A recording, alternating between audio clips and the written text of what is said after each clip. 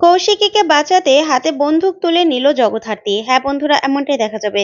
তাই সম্পূর্ণ জানতে ভিডিওটিতে লাইক দিয়ে চ্যানেলটি সাবস্ক্রাইব করে দেখতে থাকুন। গল্পের শুরুতে দেখা যাবে জগদ্ধাত্রী বৈদেহীকে বলছে, আপনি আপনার ছেলেকে বিয়ে করিয়ে এ বাড়িতে নতুন বউ আনছেন, তাও আবার আমার বোনকে রিপ্লেস করে। তখন বৈদেহী বলতে থাকে, কেন এরকম ঘটনা কি আর কখনো ঘটে না? তখন জগদ্ধাত্রী বলতে থাকে, ঘটে, কিন্তু এরকমটা ঘটে না যে কারো কোনো মেয়ের বাড়ির খোঁজ খবর না নিয়ে তাকে বউ করে বাড়িতে আনে। তখন এই কথা শুনে বৈদেহী চমকে যায়। তারপর জগদ্ধাত্রী বলতে থাকে, আচ্ছা মা, এটা এরকম হচ্ছে না যে খাল কেটে কুমির আনছেন?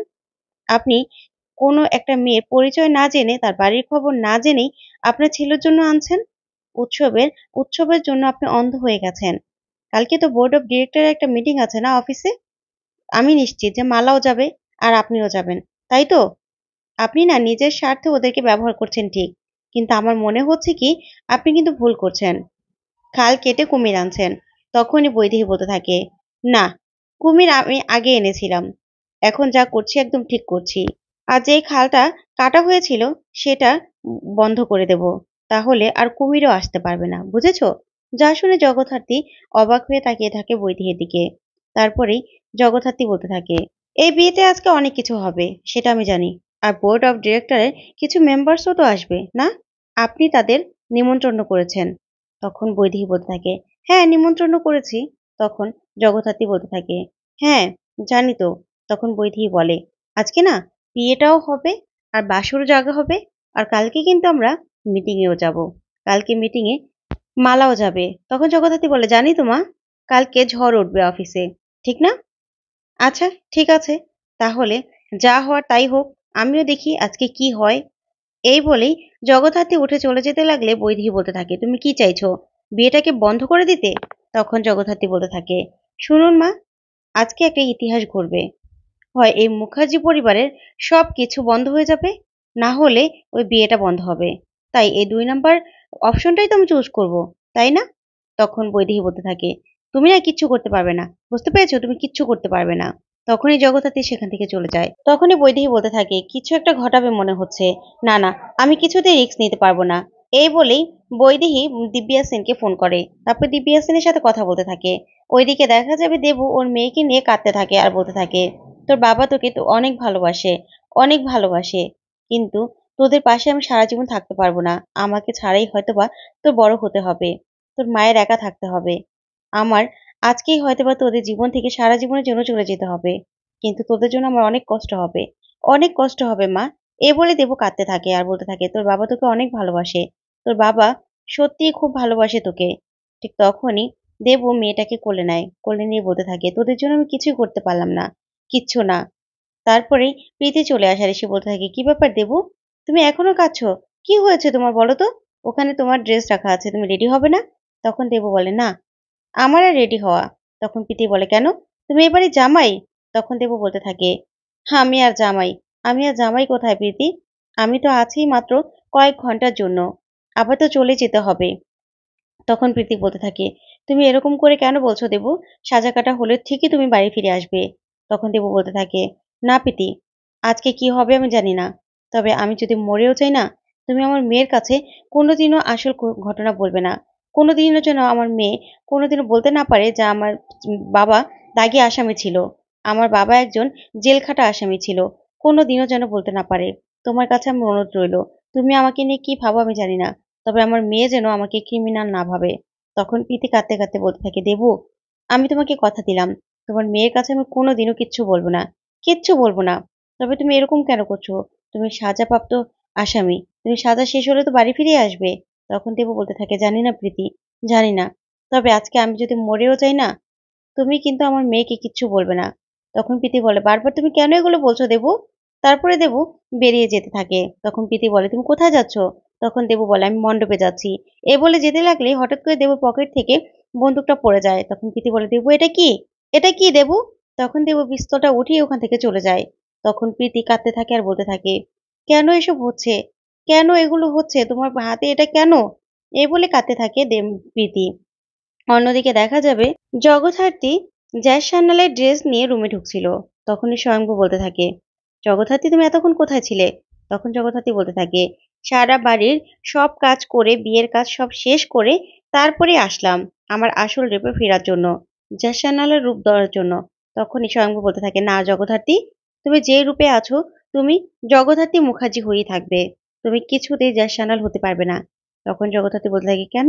কি হয়েছে স্বয়ংভু? তখন স্বয়ংভু বলতে থাকে, তুমি অন্তঃসত্ত্বা জগদ্ধাত্রী, তুমি কি ভুলে গেছো? তোমার গর্ভে আমার সন্তান বড় হচ্ছে। তুমি কিছুতেই আজকে এই রিভলভার নিয়ে মারপিট করতে পারবে না, কিচ্ছু করতে পারবে না। আমি আছি, সাধুদা আছে, পুরো ফোর্স আছে, পুরো টিম আছে, সবাই কাজ করবে। তারপরেও তোমাকে আমি আজকে জ্যাঠামশাই হতে দেব না। তখন জগদ্ধাত্রী বলতে থাকে, তুমি কেন বুঝতে পারছো না? আজকে অনেক বিপদ, যা কিছু হতে পারে। তখন সে স্বয়ংভু বলে, আমি জানি, সব জানি। তারপরেও আমি কিছুতেই তোমার আর আমার বেবির ক্ষতি হতে দিতে পারবো না, কিছুতেই না। তুমি এই ড্রেস পরে কিছুতেই জগদ্ধাত্রী আজকে গান নিয়ে ছোটাছুটি করতে পারবে না, আর শুট শুটও করতে পারবে না। তখন জগদ্ধাত্রী বলে, তুমি কেন বুঝতে চাইছো না? তোমার আর বড়দি বিপদ হয়তো হতে পারে। তখন স্বয়ংভু বলে, আমি সবটা সামনে নেব। তাছাড়া সাধুদা আছে, পুরো টিম আছে, সবাই সামনে নেবে। কিন্তু তুমি আমাকে কথা দাও, তুমি কোনোভাবেই আজকে রিভলভার হাতে তুলে নেবে না। তুমি আমাকে কথা দাও, বলো। আমি আমার বাচ্চাকে অনেক ভালোবাসি জগদ্ধাত্রী। আমি চাই তুমি এবং আমার বাচ্চা দুজনে সুস্থভাবে বেঁচে থাকো। আমার বাচ্চা সুস্থভাবে পৃথিবীতে আসুক। তুমি কেন আমার কথা বুঝতে পারছো না? তুমি আমাকে কথা দাও যে তুমি আজকে কোনো মতে রিভলভার হাতে নেবে না। তখন জগদ্ধাত্রী স্বয়ংবর এরকম অবস্থা দেখে স্বয়ংবরকে বলতে থাকে, আচ্ছা ঠিক আছে, আমি তোমাকে কথা দিলাম, কিন্তু যতক্ষণ না পর্যন্ত যতক্ষণ পর্যন্ত তুমি আর বড়দি সেফ থাকবে। তোমাদের কোনো বিপদ দেখলে আমি কিন্তু রিভলভার হাতে নেবই। তখন স্বয়ংভু বলে, আচ্ছা ঠিক আছে। তারপরে জগদ্ধাত্রী বলতে থাকে, আই লাভ ইউ। তখন স্বয়ংভু বলে, আই লাভ ইউ। তারপরে স্বয়ংভু জগদ্ধাত্রীকে জড়িয়ে ধরে। ওইদিকে দেখা যাবে কৌশিকের মা রুমে বসে আছে। তখনই কৌশিকের বাবা গিয়ে বলতে থাকে, কি তুমি রেডি হবে না? তুমি যাবে না? বিয়ে তো শুরু হয়ে গেল। তখনই কৌশিকের মা বলতে থাকে, না আমি এই বিয়েতে কিছুতে যাব না। দেখেছো কি সব হচ্ছে? কালকে বোর্ড অফ ডিরেক্টরের মিটিং ডাকা হয়েছে। আমার মেয়েটাকে ওরা ছোট করছে, কিছু একটা ষড়যন্ত্র করছে। না না, আমি কিছুতেই আমার মেয়েকে ছোট হতে দেখতে পারবো না। ওরা এই খাল কেটে কুমির এনেছে। আগে থাকতে বিয়ের আগেই ওই মেয়েটাকে অফিসে ঢুকিয়েছে। সব বোর্ড মেম্বারদের থেকে শেয়ার কিনে নিচ্ছে। না না, ওরা আমার কৌশিকীকে বিপদে ফেলতে চাইছে। আমি এটা কিছুতেই হতে দেব না। আমি কিছুতেই সহ্য করতে পারবো না এসব। তখনই কৌশিকী চলে আসে, আর এসে বলতে থাকে, মা তুমি কেন এরকম করছো বলো তো? সব ঠিক হয়ে যাবে, দেখো, সব ঠিক হয়ে যাবে। তুমি একদম চিন্তা করো না। তুমি চলো, রেডি হয়ে নাও তো। তোমার মেয়ের উপর তোমার ভরসা আছে তো? তখনই কৌশিকীর মা কৌশিকীর দিকে তাকিয়ে থাকে আর বলতে থাকে, হ্যাঁ ভরসা আছে তো। তারপরেই কৌশিকীর বাবাকে কৌশিকী বলতে থাকে, বাবা তোমার আমার উপর ভরসা আছে তো? তখন কৌশিকীর বাবা বলে, হ্যাঁ রে মা, ভরসা থাকবে না? তখন কৌশিকী বলে, তাহলে চলো বিয়েতে চলো। তারপরে ওদের নিয়ে বিয়ের মণ্ডপে চলে যায় কৌশিকী। অন্যদিকে দেখা যাবে সাধু বটকবলকে ফোন করে নন্দী, ফোন করে বলে, কনেদের গাড়ি চলে এসেছে, বিশাল বড় এক গাড়ি আসছে, অনেক সিকিউরিটি সহ। তখন সাধু বটকবল বলতে থাকে, কি বলছো তুমি? এত সিকিউরিটি? কে আসছে? তখন নন্দী বলে, জানি না। তারপরেই স্বয়ংভু বলতে থাকে, সাধুদা কি হয়েছে? তখন সাধুদা বলতে থাকে, আসলে কনে পক্ষের গাড়ি আসছে, বিশাল এক গাড়ি, সিকিউরিটি সহ। কে আসছে বুঝতে পারছি না। স্বয়ংভু বলতে থাকে, তাই তো বলছি। তারপরেই গুঞ্জন চলে আসে আর এসে বলতে থাকে, কি হয়েছে? তখন স্বয়ংভু বলতে থাকে, না কনে পক্ষের গাড়ি চলে এসেছে, অনেক গাড়ি, আর সিকিউরিটি সহ গাড়ি আসছে। তখন গুঞ্জন বলে, সিকিউরিটি সহ গাড়ি? কে আসছে এমন যে এত সিকিউরিটি?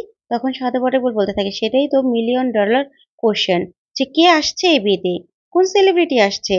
তারপরে দেখা যাবে সেখানে জগদ্ধাত্রী চলে আসে আর এসে বলতে থাকে, সাধুদা সব জায়গায় কড়া পাহারা বসান, এখনই লোকজন ঢুকবে, কেউ যেন কোনো রকম ভাবে কোনো অস্ত্র নিয়ে ঢুকতে না পারে। তখন সাধু তার ভটাকবর বলতে থাকে, আচ্ছা ঠিক আছে, কেউ ঢুকতে পারবে না, জাস্ট তুমি একদম চিন্তা করবে না। তখনই স্বয়ংভু বলতে থাকে, জগদ্ধাত্রী তোমার মনে আছে তো আমি তোমাকে কি বলেছি? তখন জগদ্ধাত্রী বলে, হ্যাঁ আমার মনে আছে, তবে তোমার মনে আছে তো আমি কি বলেছি?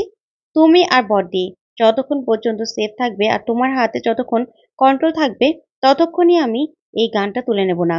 না হলে কিন্তু যখন দেখবো পরিস্থিতি তোমার কন্ট্রোলের বাইরে চলে গেছে, তখন কিন্তু আমি গান হাতে নেব। তখন স্বয়ংভু বলে, আচ্ছা ঠিক আছে ম্যাডাম, ঠিক আছে।